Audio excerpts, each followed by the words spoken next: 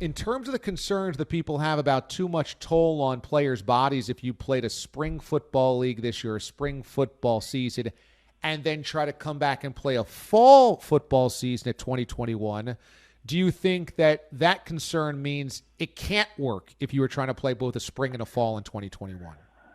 I'm hesitant to say that it can't work. I can understand that people would say, hey, look, that's a lot of football in a short period of time, and they'd be right. But I don't think we're going to look for a 12-game season here in the spring. I would advocate for a 10-game season, and then you'd have a committee to create a Final Four, just like they do with the current format in the fall.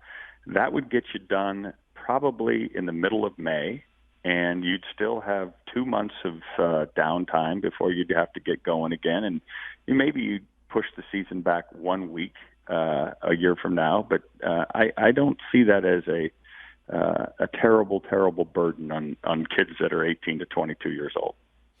Interesting. So do you feel like that is an overreaction then when we hear Urban Meyer or Matt Leinart basically dismiss it out of hand? No way, can't happen, it's unsafe?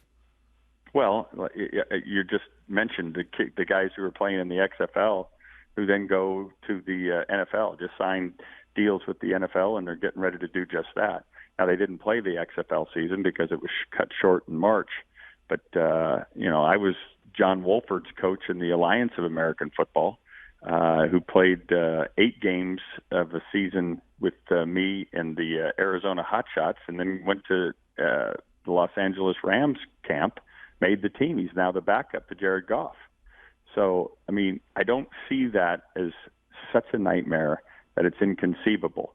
And I think if we have a chance to rescue the group of 5 with some hefty television dollars, at least hefty in terms of, relatively speaking, what they're making now, I think this, in a one-off crazy kind of year, becomes a crazy kind of solution.